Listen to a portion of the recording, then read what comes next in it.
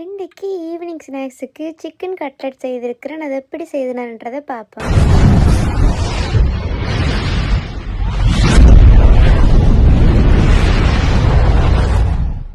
Chicken cutlet செய்கிறதுக்கு முதல்ல boneless chicken கொஞ்சம் எடுக்கணும்.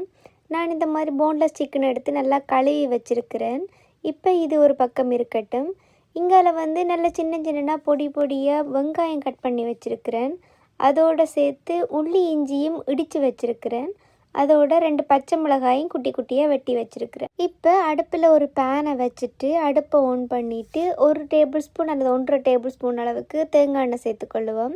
அது காஞ்ச உடனே இதில் வெட்டி வச்சுருக்கிற சிக்கன் அதோட உள்ளே சேர்த்து அதில் இருக்கிற தண்ணியெல்லாம் வெளியே அது நல்லா பொரியெல்லாம் விடக்கூடாது. லைட்டாக அது இந்த ரோஸ் கலர் போகிற வரைக்கும் நல்லா பிரட்டி விடுவோம். இப்போ ஓரளவுக்கு வெந்து வந்துட்டுது. இருந்தாலும் அதில் அந்த ரோஸ் கலர் தெரியுது. அதனால் இன்னும் கொஞ்சம் நேரம் அதை அப்படி இந்த மாதிரியே பிரட்டி விட்டுக்கொள்ளுவோம். இப்போ பார்த்திங்களா நல்லாவே அது பிரண்டு வந்துட்டுது.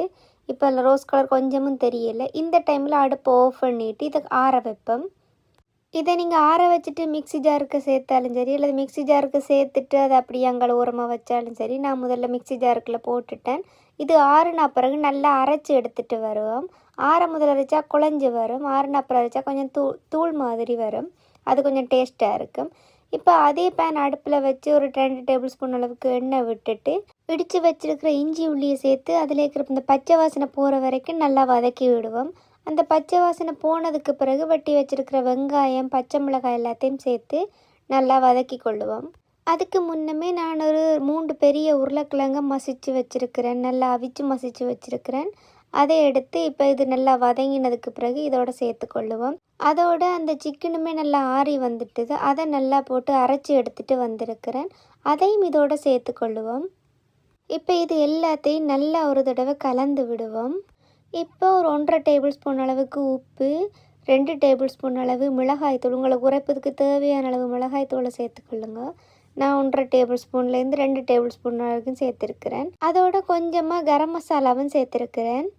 அது எல்லாத்தையும் சேர்த்துட்டு நல்லா மிக்ஸ் பண்ணி கொள்ளுவோம். அப்போ தான் அதில் இருக்கிற பச்சை வாசனை எல்லாம் போகும். அதை நல்லா அடுப்பை நல்லா லோ ஃப்ளேமில் வச்சுட்டு நல்லா மிக்ஸ் பண்ணி கொள்ளுங்க. இந்த மாதிரி நல்லா மிக்ஸ் பண்ண பிறகு ஒரு கொஞ்சமாக எடுத்து டேஸ்ட் பண்ணி பாருங்கள். உங்களுக்கு தேவையான உப்பு மிளகாய் தூள் எல்லாம் ஓகேயா இருக்கும்னு டேஸ்ட் பண்ணி பாருங்கள். டேஸ்ட் பண்ணி பார்த்துட்டு அதை அப்படியே வேறு ஒரு டிஷ்ஷுக்கு மாற்றிக்கொள்ளுங்க. இங்கால ஒரு டிஷ் எடுத்து அதுக்குள்ளே ஒரு முட்டையை அடித்து ஊற்றிட்டு அதுக்கு கொஞ்சமாக உப்பு கொஞ்சமாக மிளகுத்தூள் சேர்த்து நல்லா அடித்து எடுத்துக்கொள்ளுவோம். அது ஒரு பக்கம் இருக்கட்டும். இன்னொரு டிஷ்ஷுக்குள்ளே ரஸ்க் தூள் அல்லது பிரெட் கிராம்ஸ் எடுத்து வச்சுக்கொள்ளுங்க துவைக்கிறதுக்காக. இல்லாட்டி இதை கோதுமை கரைச்சிட்டு அதில் துவைச்செடுத்தாலும் ஓகே. நான் முட்டையில் தான் அதை நினச்செடுக்க போகிறேன். இப்போ எங்களோட சிக்கன் கலவையை உங்களுக்கு அளவையான தேவையான அளவு பிடிச்சிட்டு அதை நல்லா உருட்டிட்டு எடுத்தாலும் சரி, இல்லாட்டி இந்த மாதிரி நடுவில் ப்ரெஸ் பண்ணிவிட்டு தட்டையாக எடுத்தாலும் சரி, எந்த ஷேப்லேயும் செய்யலாம்.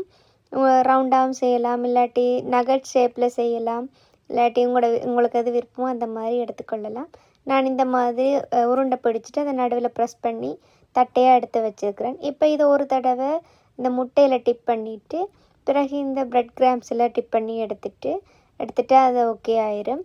அப்படியே எல்லாத்தையும் செய்து எடுத்துட்டு எண்ணெயில் போட்டு பொரிச்சு எடுப்பேன். நான் கொஞ்சமாக செய்கிறதால பெரிய பேன் எடுக்க இல்லை. குட்டி முட்டை பொரிக்கிற அந்த சைஸ் பேன் தான் எடுத்திருக்கிறேன். அதில் தேவையான அளவு எண்ணெயை ஊற்றிட்டு நீங்கள் ஃபுல்லாக நல்ல எண்ணெயில் நீந்த விட்டும் பொரிக்கலாம். நான் நார்மலாக ஷாலோ ஃப்ரை தான் பண்ண போகிறேன், டீப் ஃப்ரை பண்ணல. இந்த மாதிரி எல்லாத்தையும் போட்டு எடுத்துக்கொள்ளுவோம். அடுப்பை மீடியம் ஃப்ளேமில் வச்சுருக்கணும். லோ ஃப்ளேமில் வச்சுருந்தா எண்ணெய் குடிச்சிடும், ஹை ஃப்ளேமில் வச்சுருந்தா கருகிடும். ஒரு அளவான இதில் தீயில் வச்சுக்கொள்ளுங்க. நேரம் பொரிய விட தேவையில்லை. போட்டு ஒரு நிமிஷம் 1.5 நிமிஷத்துலேயே இந்த மாதிரி திருப்பி போட்டுக்கொள்ளணும், இல்லாட்டி டக்குன்னு கருகிடும். அப்படி திருப்பி போட்டுட்டும் நேரம் விட தேவையில்லை. ஒரு 2 நிமிஷமுமே தேவையில்லை. எல்லாத்தையும் எடுத்துடுவோம். இனி எல்லாத்தையும் பொரிச்சு எடுத்துக்கொள்ளுவோம். Chicken cutlet தயாராகிட்டுது. நீங்களும் வீட்டில் ட்ரை பண்ணி பார்த்துட்டு எப்படி இருக்குன்னு மறக்காமல் கமெண்டில் சொல்லுங்கள். இது ஒரு இஞ்சி பிளேன் டீ அல்லது இஞ்சி டீயோட குடித்தா நல்லாயிருக்கும். தேங்க்யூ.